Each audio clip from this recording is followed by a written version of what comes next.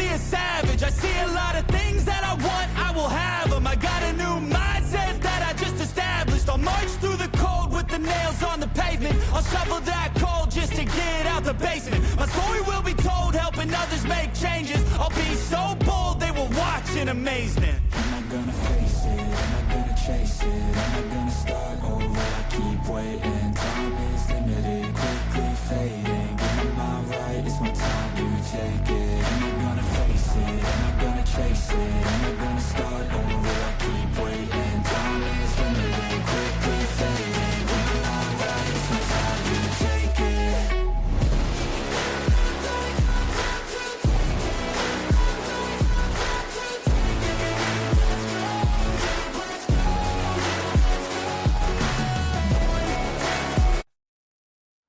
So, hello everyone. Welcome to BulldogMatt.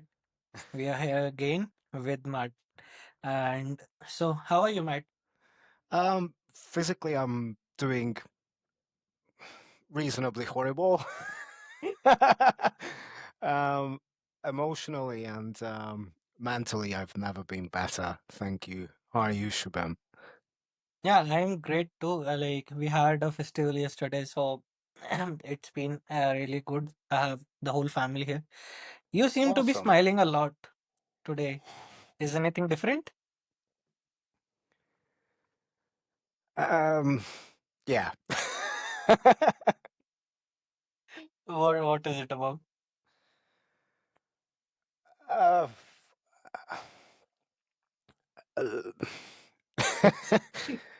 I'm a bit. Usually, I'm not shy sharing, as you might have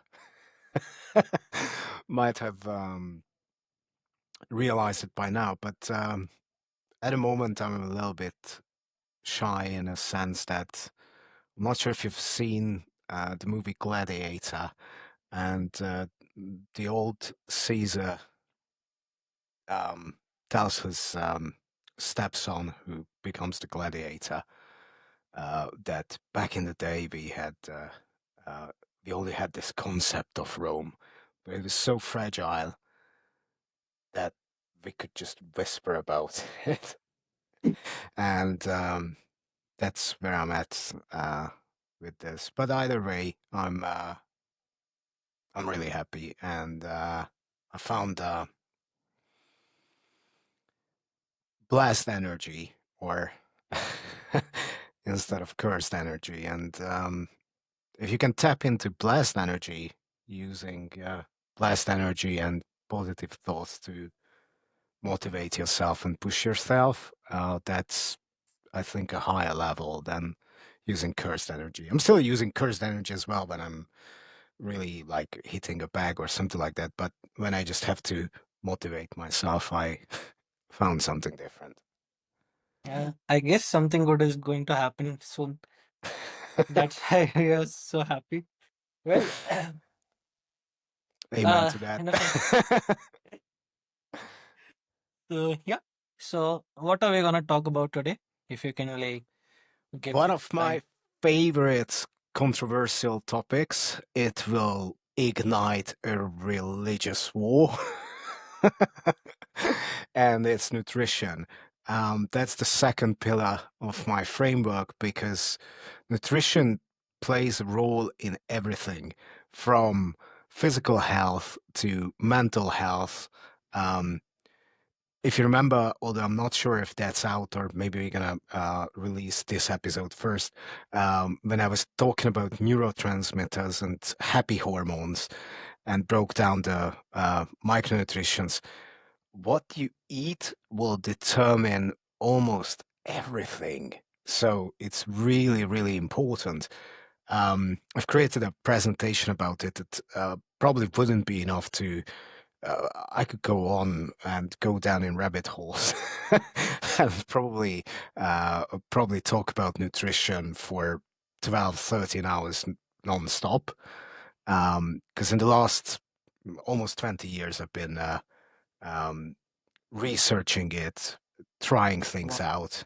Uh, but I created a presentation based on my framework and interpretation, so I thought we could um, talk about it if that's okay. Yeah, certainly. So I was actually also curious about this because last time when we were going through the neurotransmitters and all, right? So you actually mentioned a lot of foods and stuff in there. So I was actually, you can say, confused, or maybe I was curious to know what I should do because I also I'm not eating healthy, right? And there's tons of junk food and everything. So I also wanted to know from you like how I can fix these things and all. So yeah, let's go ahead and More do than this. more than happy to help. And uh, referring back to our wager, or sort of like the conversation you and I were having, you know what? I will coach you. Great. All right. So, um, don't start dieting. I know. I started like, what? And that's actually like maybe you already said that, yeah, it will be kind of controversial. So yeah, I was actually thinking of losing some weight. I actually weighed myself few days back and it was a bit more than I actually wanted. Not a bit more, a lot more. So I was thinking of starting the dieting. So and you're saying don't start dieting. Right. The reason I say don't start dieting is because I want, if you want to be successful, and uh, or if you just want to follow my framework, you don't have to, but then there's a very high chance that you will yo-yo diet, you will make all kinds of mistakes. Whereas if you do this structured approach, then you can tailor the whole thing to your needs. So before you start dieting, I would. You remember that when I stopped vaping, actually, that's the ninth day I'm sober. So yeah. Um, Yeah. um, I created a presentation about how to go about. Okay, I have a short-term goal, and how to structure it, how to plan it. Now, the same goes for nutrition, because diet is basically just something that supports your goals. So at first, you mentioned you want to lose weight. Determine Mhm. why. Again, using the five whys, and I think it's crucially important in terms of nutrition. List down, why do you want to lose weight? You don't. We don't have to do it live, but um, I will do it with you offline. The reason I don't want to do it live because why you're doing it will reveal a lot about your vulnerabilities, your Mhm. self-image, your motivation, and I'm fine sharing my shit. Excuse my French. with half of the word, but I don't want to share yours live without at least giving you a heads up. But the reason it's important is because once you understand, okay, what the hell am I trying to achieve? Mhm. Then you probably have, you will find motivation there. You will find an anchor there. Then the second question will become, in what time frame? Um, if you just, let's say you want to get married, or you have a photo shoot, or you just want to go on holidays and look good on the Mhm. beach, right? Um, we can then sort of factor back from that moment. Okay, um, we have 3 months or whatever, and set a goal that is realistic. And again, use SMART objectives, which I explained in my other video on. Okay, is it short term? Is it measurable? Can we achieve it within this time frame? And analyze it. Yep. Um, the third point is it going to be sustainable? The reason I'm saying this is because, and I will do a separate show about my analogy of an old tale of stone soup and the miracle drugs of GLP-1, 2, and 3, Ozempic, Mounjaro, or tirzepatide, and retatrutide, and whether the results people are getting with them are sustainable without the drug. And why I think it's better to have a stone soup analogy and approach than just, okay, I'm just going to use a miracle drug and then pops your uncle and everything is fine and dandy. And then people might end up a couple of £1,000 poorer. And for a short period of time, maybe leaner, but the moment they cease to use the drug, which they need to escalate the dose every now and then for it to keep working.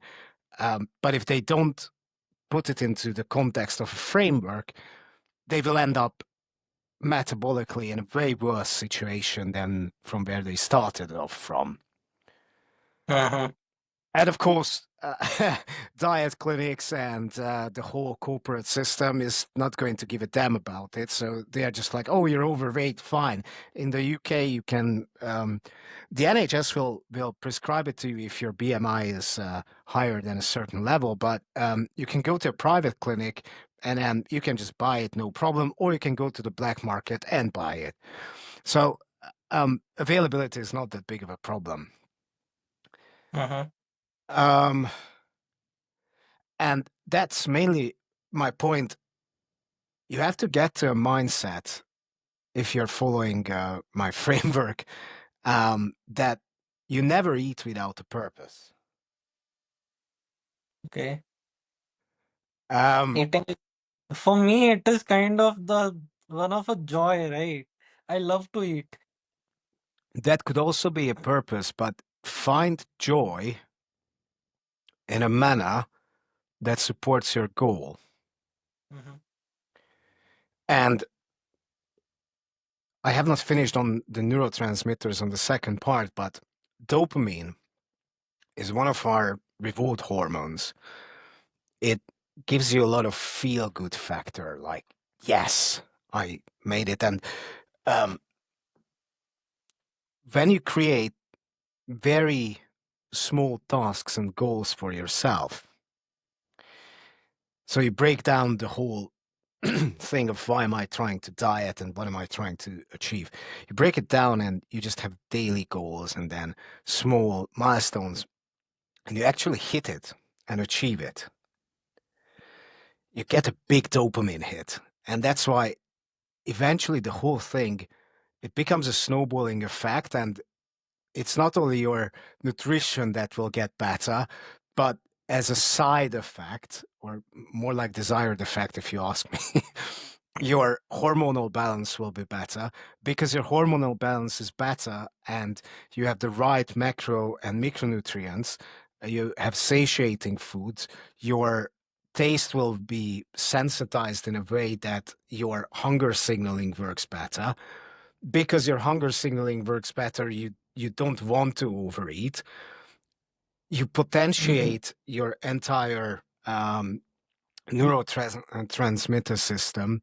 So by choosing the right kind of foods, which will make it so that you will be more balanced and happier, because you have more serotonin, because you have more dopamine, because you have more. No, you won't get more oxytocin, but you can shut it down. You will sleep better because all of that regulation will help you and enable you, in conjunction with some meditation and other tools, to release GABA.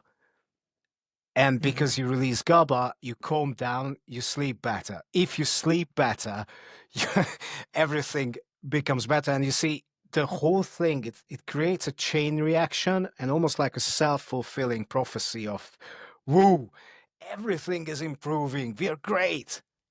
But that's why Yeah.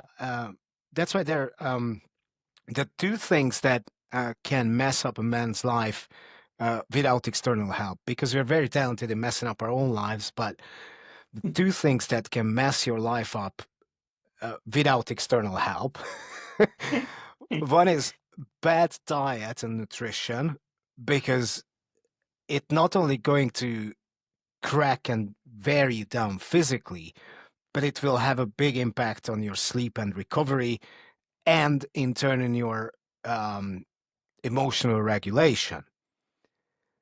The other one is sleep. If you can't sleep, there's a reason why they use it as a torture and interrogation technique.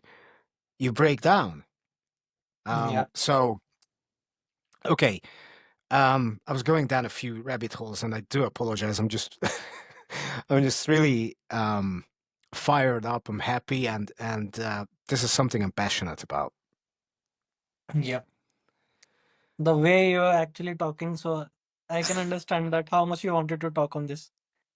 Yeah, it's it's sort of like when you're in love, then everything is just shiny. Yeah. Okay, so first we set some sort of a goal: cutting, bulking, maintaining. But the goal could be a little bit different. I will use a specific diet once I pass my black belt grading and I've finished a men's physique competition. I will go back to a ketogenic diet. And the reason being is not because I want to lose weight after that. I want to maintain my weight, and I have not found any scientific evidence to have an explanation why. But everyone I've spoken with about it, and myself included, on a ketogenic diet, my mind just works better. I just learn faster. I'm sharper. Physically, I'm a little bit weaker because I don't have glycogen in the muscles, so there's not much compression. I'm less aggressive. But I can still do sports, but mentally, I'm so sharp like it's nobody's business. And Wow. and I absolutely love it. We'll talk about, because there are loads of diets, but ultimately, the type of diet, if you ask me, that works is the one that you can adhere to and the one that supports your goals. So, Mhm. um, when we'll create your diet, we'll go through the whys, but I will also ask you, like, whether you're vegetarian, whether you have food allergies, what your goal is, what do you like to eat, when do you like to eat, do you find the food satiating, what does food represent to you emotionally, Yeah. right? When you go to social occasions, because somebody who is really like, some people love eating sugar, um, fructose, sugar, very fast carbs. And it's not necessarily wrong. So I don't like chastising or demonizing one single group, but it has consequences.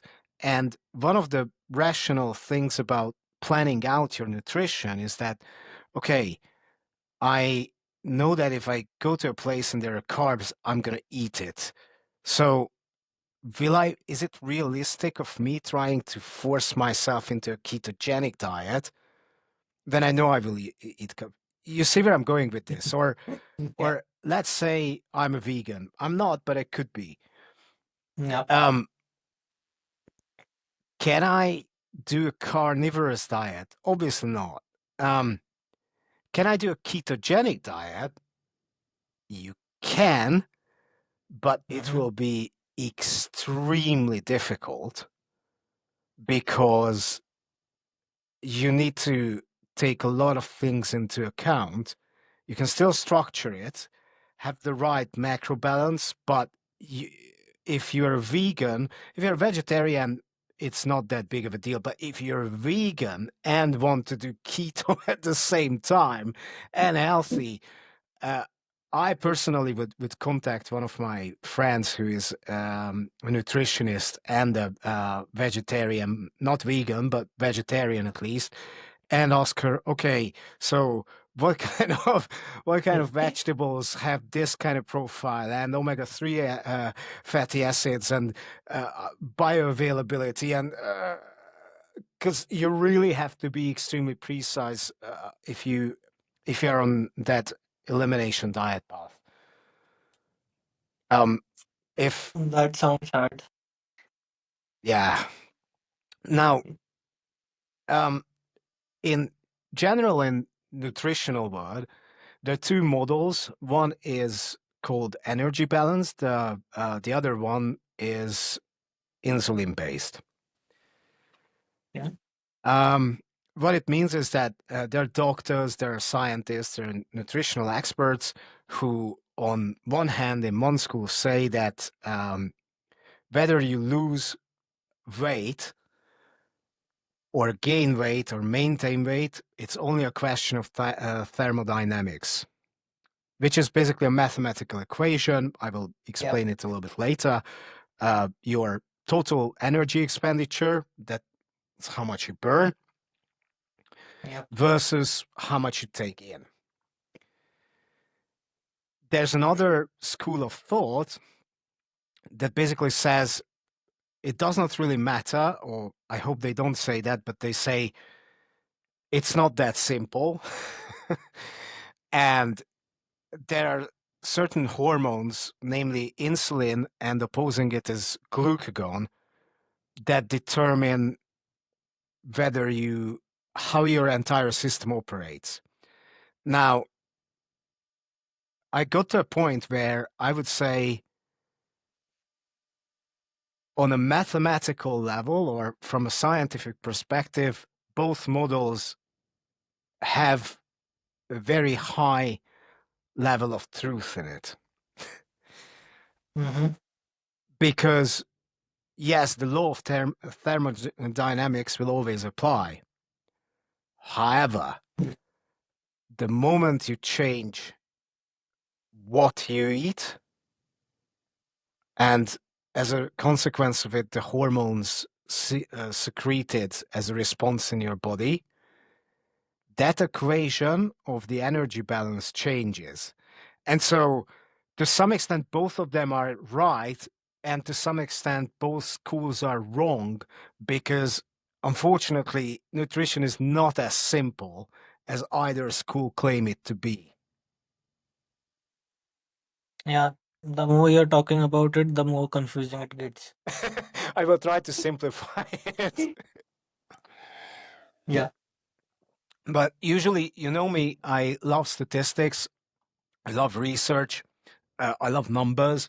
So when someone argues for me for one particular diet and it works that way and blah, blah, blah, I usually ask, okay, so in what population, for how long has the study been conducted? Mm-hmm. What was the goal? To what end? And were there any comorbidities or any other confounding factors in the population where they conducted the study? Because if because it's all biased, it always is, right? So Yeah. um, there's, I think, the Sixth Methodist Church, or I can't remember correctly, but they religiously believe in eating in a vegetarian manner. And there's a scripture behind it that says that men have less lustful thoughts on a vegetarian diet is one of the explanation, which actually happens to be true, because if you don't eat red meat, if you don't eat certain amount of meat, you will lack L-carnitine. If you eat a lot of soy, your estrogen and testosterone levels will the balance will shift a little bit to the estrogen side. And as a result of that, they will be less, how to say it in a nice way, less dopamine driven um, to achieve certain goals. So there's less Okay. temptation. Well, actually, I guess it is somehow like it is said in the Hindu scriptures as well that if you actually avoid all these, right? there's something called pith or something that actually stays low, and you don't get that kind of thoughts, and you actually have good energy. If you look, every religion, if they prescribe some sort of dietary intervention, there's logic behind it, and I always find the scientific explanation of why they're doing it. Yeah. Jews and Muslims, they um, they don't eat pig. Yes. Why? Because just think about the times when those religions were sort of like prevalent or formed or very dominant, and where Middle East mostly, right? Yes. Uh, Yes. high levels of heat, Yeah. no modern way of um, cooking and storing the meat, and so eating pig in particular or pig meat Hmm. was very dangerous because you could get a lot of infection from it. Okay. Um, why they need to prepare the meat in a way like in a halal way or in a kosher way? The whole thing, if you look at it deep down, is hygienic. Because back in the day, Mhm. mind you, they did not know jack about bacteria. They did not know, but they observed and put two and two together that, hey, Yeah. in this population, when they eat that way, more people die. So, Mhm. um, and every single religion, when they have something prescribed like this, um, Buddhism, or there's um, there's a Christian Church of Jesus Christ. They have customs of fasting. Yeah. Muslims have customs of fasting as well, In and they say Hinduism, we that, have that.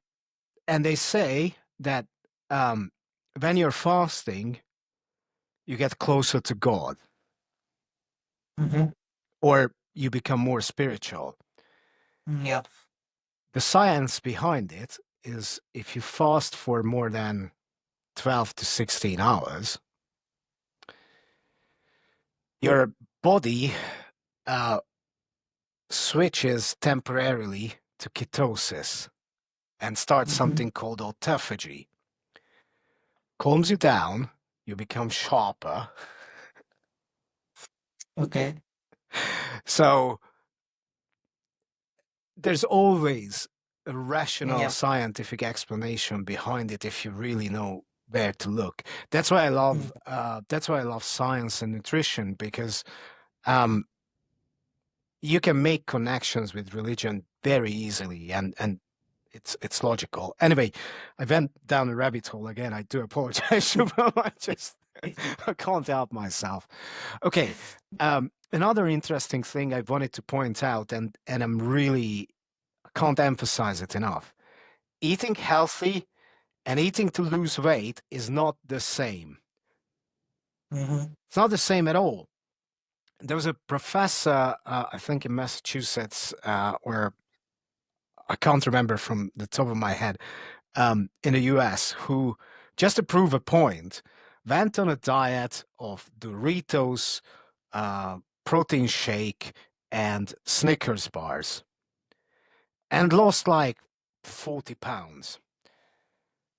I can't tell you how well he felt in the process. I mean, I would have had, I would have gone hypoglycemic and hyperglycemic 3 times every day and probably felt like dog shit. But, and most of the weight he lost was probably muscle. But he proved the point that even on that kind of diet, you can lose weight, which is right. Eating healthy, on the other hand, if you eat the right macronutrients and right micronutrients, you don't eat processed food, you don't eat a lot of chemicals, you don't, um, you prepare meat and vegetables in a way that is not too carcinogenic, your diet will be very healthy from one perspective. But if you eat a lot of avocados, Brazil nuts, and everything with very high fatty content, then your caloric intake will be out of this world. And even though you're eating extremely healthy, you will probably start piling on a lot of weight, right? Yeah. So,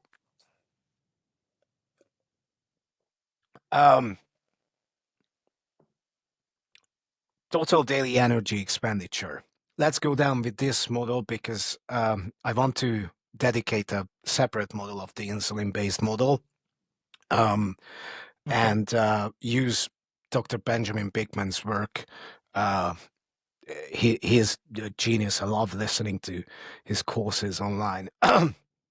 And another professor at Harvard, and point certain things out. Anyway, so total daily energy expenditure. Simple math, right? What is it made of? It's made of your BMR or RMR.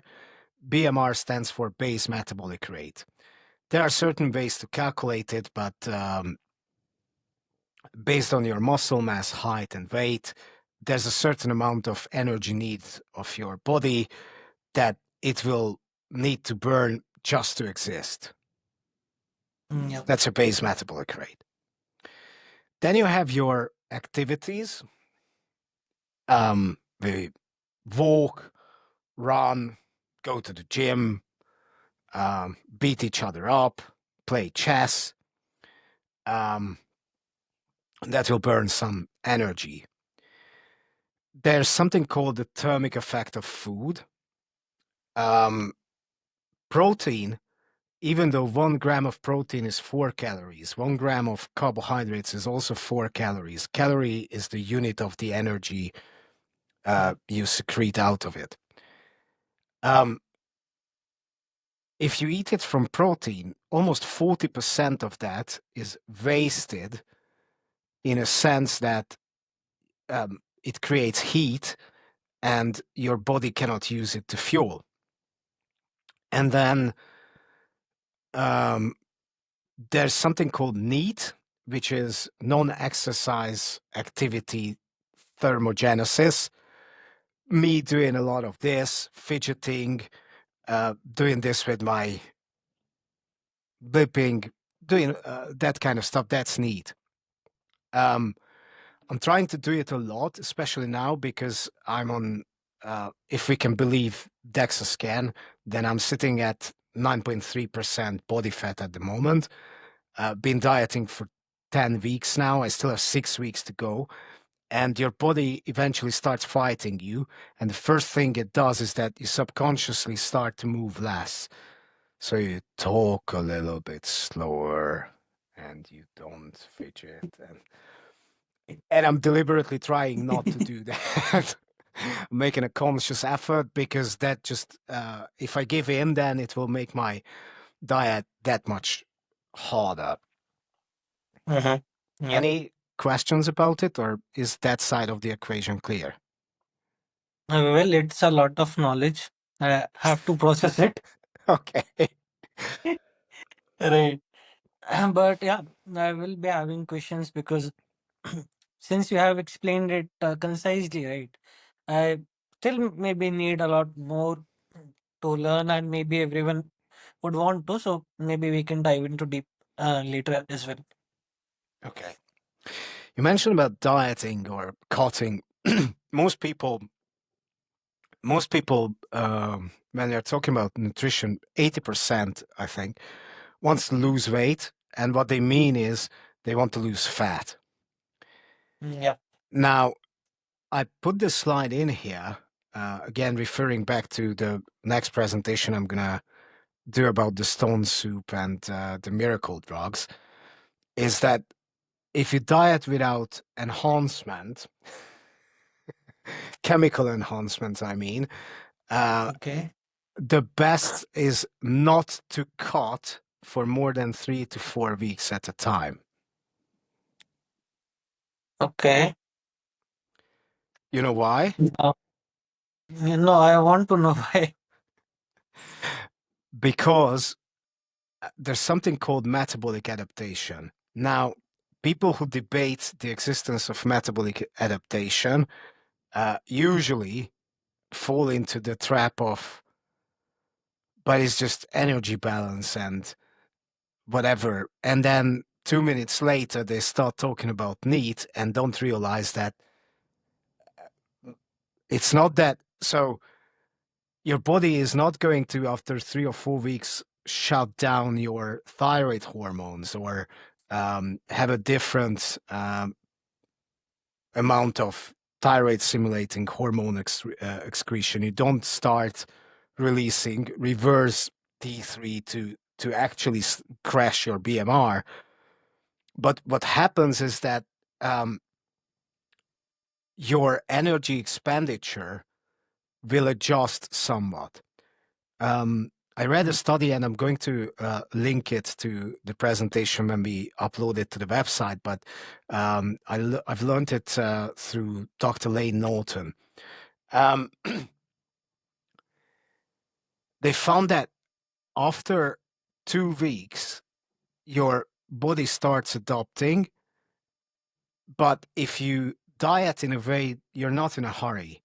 So you cut for 2 weeks, then the next 2 weeks you shift or add back calories and you just eat in your maintenance. Okay. Then cut another 2 weeks. Then have 2 weeks maintenance again. Then this metabolic adaptation doesn't really happen. Plus, because it doesn't happen and your body doesn't start sort of fighting you that hard, um, it's way more likely that you will preserve muscle than any other way. Uh, Now, go, that's that's kind of really exciting to know that. but that's why, if I can refer back to goal setting in the beginning, that's why it's important to understand why the hell are we doing this. Because if you tell me, Mate, change my life,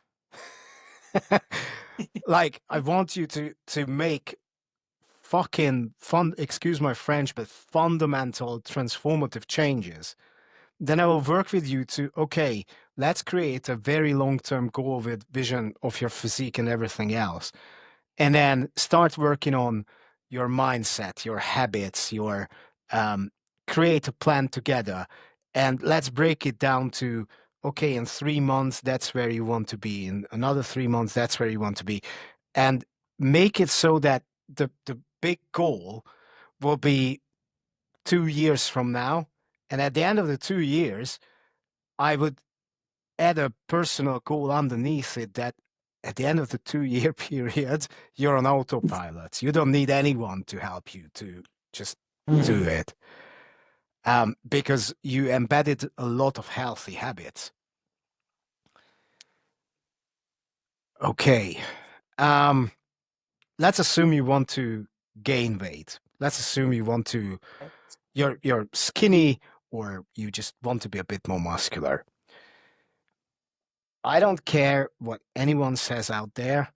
If you're training without chemical enhancement, you shouldn't aim to gain more than zero point 0.2, maybe zero point 0.3 kilograms of weight per week.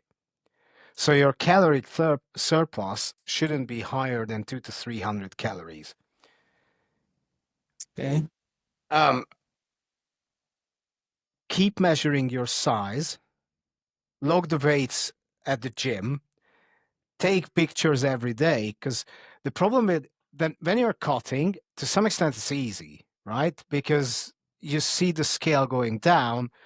Take a look at your pictures, and you can see, at first I always see on my face that something shrinks.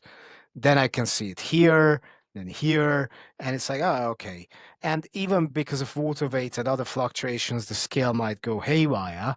I know that it cannot go haywire for 3 weeks on average, and I can see the changes. Um, Mhm. however, when you're bulking,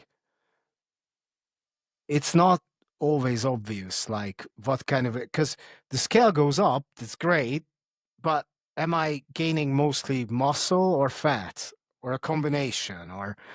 And there are a lot of things that determine this, from how much protein you eat, how you train, um, and how, whether you're an intermediate, an advanced, or a beginner lifter. So there's way more to it. Yeah. The other thing I would advise people to do is to do a mini cut every 6 to 8 weeks, because if you gained, let's say, 2 or 3 kilograms, um, your insulin sensitivity probably went down. So you're a bit more insulin resistant. You probably have gained Okay. just a little bit of extra body fat, and it's important to keep it below 18%. I will have a separate presentation on explaining why that set point is 18 for a man. Okay. And the third thing is that either way you go, your body doesn't like big swings and changes, All right. meaning that it will adjust a lot of things. So even on a bulk, to give you an idea, this year I finished my bulk eating 3,400 calories. And I Okay. wasn't gaining weight. I was maintaining on 3,400 calories. Now, 10 weeks later, and it's not that a big of a time difference, 10 weeks, it's not like 2 years or something. I'm eating on average 2,100 calories. I'm doing 200 minutes, no, sorry, 100 minutes more cardio per week, because I was doing cardio even when I was bulking. Mhm. And I'm barely losing a little bit of weight. That's like it's actually like amazing Yeah. that you're maintaining the weight even after this much calories and all. Yeah. Because your body is trying to adapt. There are two. I also have a logical explanation to that as well. Because if you just think about it, I've lost 7 kilos, 6.5, there and thereabouts. How much energy do you think it takes to push a barrel that is 40 kilograms up the hill, or a barrel that is 32 kilograms? I don't know. Let's say that, but you know that the one that is 40 kilograms heavy, you It's will gonna sweat take a more lot when of. you need to push it up. Yes. Now, the same thing Yeah. happens with our body, for God's sake. So even if I say, oh, I'm doing exactly the same amount of cardio, yeah, but I'm 7 kilograms lighter, and therefore every single stride is way easier than Correct. when I'm heavy, which is part of the reason Yes. why it's like, if I used to be really, really fat. I know it's hard to imagine now, but I used to be. Um, I mean, at my fattest, I was 108 kilos, and Wow. weighing 108 kilos, man, uh, I not only was struggling to jog, even a walk had me like sweating like a pig, Mhm. because it was bloody difficult. So, but at the same time, going down from 108 to 95, I did it in 6 months. Wow. I just got back to training. I started eating. I did not even have to really restrict what I was eating. I was just eating relatively healthy, and a little bit on the just a tad bit on a caloric calorie Deficient. deficit. But Yes. because I went back to training, because I had muscle memory, because it was so much energy for me even to walk, and I started walking every single day, all of a sudden that minimal calorie deficit relative to how much I used to eat, plus gaining back muscle, created a massive deficit in terms of fat burning. And then, of course, everything stalled. But the fourth point is we need to define whether you're a beginner, an intermediate, or an advanced lifter, either in strength training or hypertrophy. For the hypertrophy, I'm going to interview bodybuilding coaches because the only thing that worked when I was in my 20s and up until I was 40 was basically a very strengths-based training. So, and I know what is considered a beginner in strength training, what is the criteria for intermediate and what is advanced. But in bodybuilding and hypertrophy, I'm not the expert. So we're going to we're going to invite someone to do that for us. Yeah.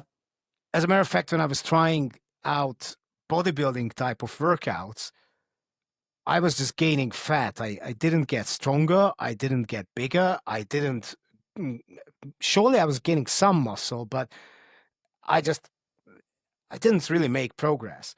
The moment I Mm-hmm. switched to very mild caloric surplus, heavy compound lifting, and a structured program of based on starting strengths, 5x5, Metcalf 5x5, I was making progress every single session until I was no longer a beginner. But anyway, that I'm going to dedicate again a different um, a different podcast to that. The other thing is there's a lot of debate about protein. I have read a lot of studies, and I'm like, let's play it safe. I would recommend eat 2 grams of protein per kilogram of your body weight. You don't need to eat more. You probably are with this. You probably are eating more protein than you need. But you know what? Mm-hmm. Um, that will surely be enough, irrespective of whether you're cutting or you're trying to bulk. And protein is the most satiating macronutrient. So, plus it has the highest thermic effect. So you can't go wrong with it, basically. Yeah. Um, Same goes for cutting, unless you're in a really bad shape. Then I would say aim to lose maximum half a kilo per week. I think I messed up this slide. I'm sorry. Um, Input. So I was talking about the energy expenditure. Let's go to the other side of the equation that balances it out. How much should we eat? And more importantly, how to structure the diet. So let's assume that you and I, let's say we agreed on a goal, we agreed on a plan. Now, let's break down the macronutrients. As I said, protein, it needs to be your body weight times 2 in grams. Mm-hmm. We will target certain amount of calories, and the breakdown of carbs and fat will really be influenced by a lot of other things. Are you trying to do bodybuilding? Are you just trying to be healthy? Do you have any religious constraints or anything else you need to consider? So I don't want to go down there, but in general, I would Yeah. say that if you're doing something that is fitness or strength training or bodybuilding related, then check the minimum amount of fat that you will require for optimal hormone secretion, and make sure to include the safe amount of red meat, salmon, whatever in your diet. If you're vegetarian, I haven't a clue how to do it, but I would ask an expert. Um, and the rest should come from carbs because that's our main energy source by default. at least for explosive kind of training. For Yeah. endurance, you can go keto, and I love keto. I'm going to use keto from January onwards, but not for fighting, not for bodybuilding, not for strength training. But It just has maintaining. different. What I love about keto, on the other hand, is last year the only way I was able to go down to really low body fat is by following a ketogenic diet. Because in a ketogenic diet, if you combine it with intermittent fasting and a couple of tricks like drinking apple cider vinegar um, and coffee with Uh-huh. a lot of water, I don't have that big of an appetite and hunger. Whereas on carbohydrates, it's tough. I'm starving. Yeah. Unless you take a boatload of medication to suppress your appetite. Um, Micronutrients. You remember, I'm not sure if we will have uploaded that episodes before we air this, but I hope we have, because I keep referring back to it, of the neurotransmitters.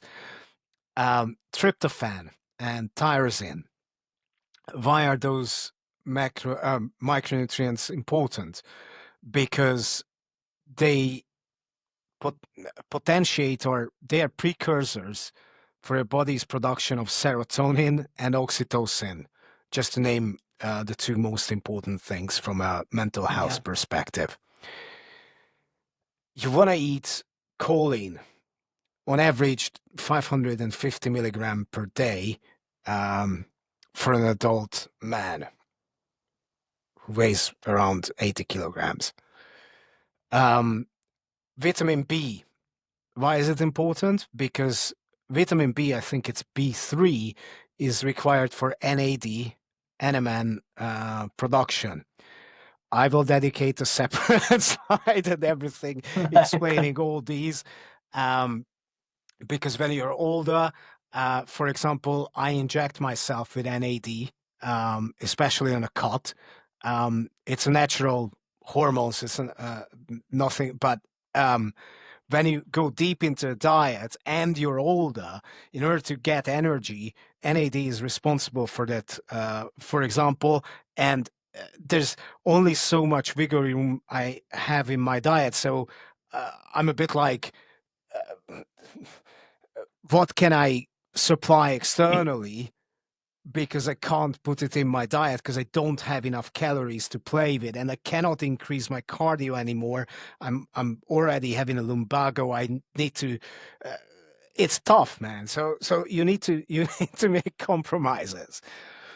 Folate. Folate is really important for cell growth and DNA synthesis.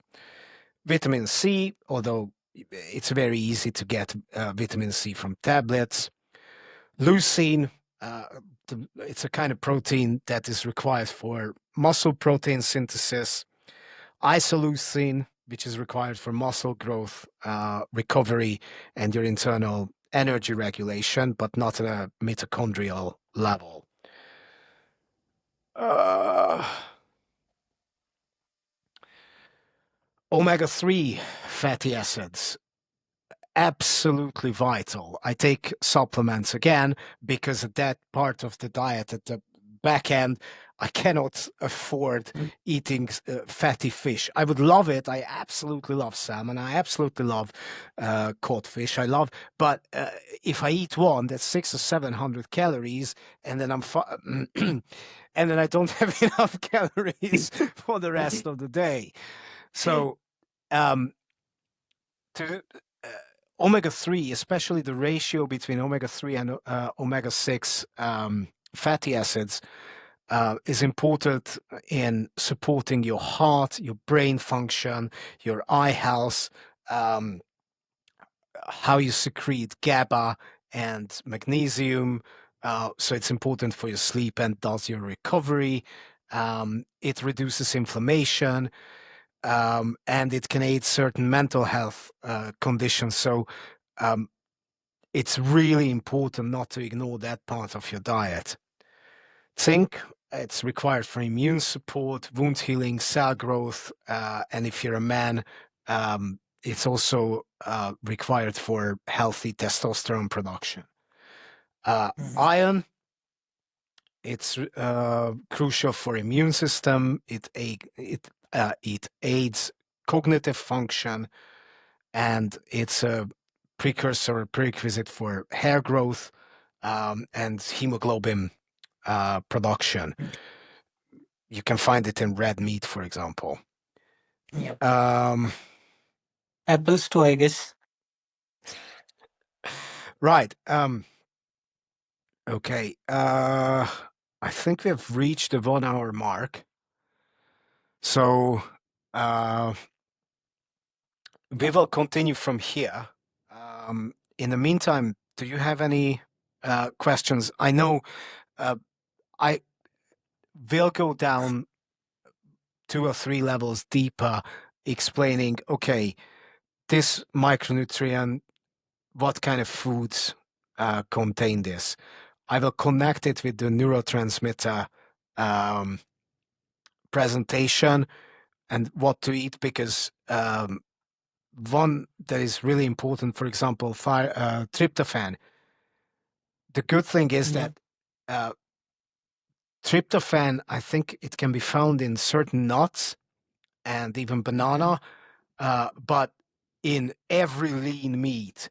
And so if somebody says, I can't construct a diet that is supportive of my serotonin and oxytocin production, I will probably look at him and I'm like, you're not from this earth. Because like it can be found in so many food that you can be vegan or a carnivore, which are the polar opposite end of the nutrition cycle, and I can still construct a diet that will have these micronutrients.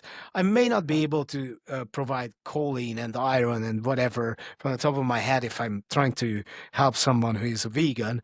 But again, if you're a vegan, then I highly recommend just write this down, do your research, ask a vegetarian nutritionist, like, hey, this is my goal. I still need to make sure that I have all these micronutrients. Help me find vegetables, fruits, whatever that I can eat that has these kind of micronutrients. Nowadays, AI can also help you find those answers. I will. Don't worry. I already asked her, but we have not booked her in for an interview. My best friend's wife, she's religious. I think not Methodist church. I will ask her during the interview, but basically they do believe in a vegetarian diet leading you closer to God. And but what I love about her is that unlike most people online, she doesn't judge you for not following her way of life. And she's not anti-scientific, but she is the best person to ask when I tell her, look, actually for this diet, I asked for her advice. I was like, I will need vegetables that are not caloric dense, I'm not allergic to, and are good antioxidants. So she was like, okay, kale, broccoli. She started, and then I was like, okay, what else do we need? She even created like a very, very structured, well-rounded support for my omnivorous diet, where the vegetables itself have a synergistic effect, which basically makes it so that 2 plus 2 in this regard equals 7. Wow. Meaning that if you attack fat oxidation, for example, from different pathways, from mitochondrial, then energy wasting, then lipolysis acceleration, then and also energy balance, if you do that all at the same time, it will create a synergistic inferno effect, which will just set you up for a very quick success. Yep. So I guess we can actually like we'll have more deeper discussion on this for sure. So we can wrap this up today for here. And yeah, thank you everyone. Thanks, Mate. Thank you. Please like, share, and subscribe. I will remain as motivated as ever. As you could probably tell, this is my passion. Shubham is my good friend, and I'm eager to help him. Offline, we are going to create his plan. He will decide whether he wants to share it or not. If you subscribe, and we have gone live with the website, I will upload my diet, which I was following in preparation to this men's physique competition. I will upload the nutrition plan I'm creating for myself to support mental health goals and more business-focused mind and physical activities from January onwards. And I will also add the dirty secrets of all the supplements and peptides and everything else I'm taking in order to support it. And it will be free to download. Sure. That will be great for everyone. Awesome. Thanks, Shubham. Thanks, everyone. Thanks everyone. Like, share, and subscribe. Ciao. Bye. Bye. Pain I felt is paid for, all is said and done.